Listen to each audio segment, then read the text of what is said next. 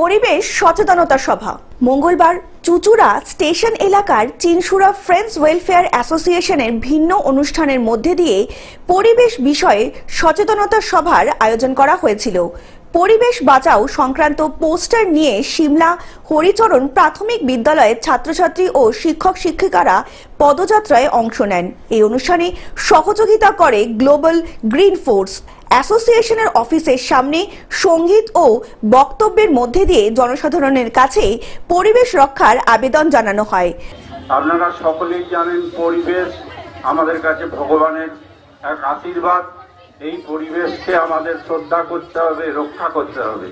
পরিবেশের উপর আঁকা প্রতিযোগিতার পুরস্কার দেওয়ার সাথে সাথে প্রতীকী ছাত্রছাত্রীদেরকে মেডেল দিয়ে উৎসাহিত করা হয়। এই সভায় উপস্থিত ছিলেন প্রধান সুকান্ত ঘোষ, সম্পাদক সুব্রত রায়, প্রধান শিক্ষিকা দীপিকা চক্রবর্তী চৌধুরী সহ বিশিষ্টজনেরা।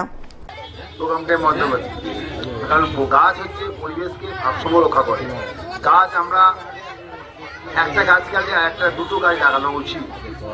মানে আমরা ভারসাম্য রক্ষা করতে জানুন, সব অনেকেই জানে কার্বন ডাই অক্সাইড ছাড়ে যেটা গাছটা গ্রহণ করে, যে অক্সিজেন দেয় গাছ। তাই গাছকে বাঁচিয়ে রাখুন, আগামী দিনে প্রজন্ম বেঁচে থাকুক। হুগলি থেকে রাজকুমার প্রসাদের রিপোর্ট, গ্লোব নিউজ।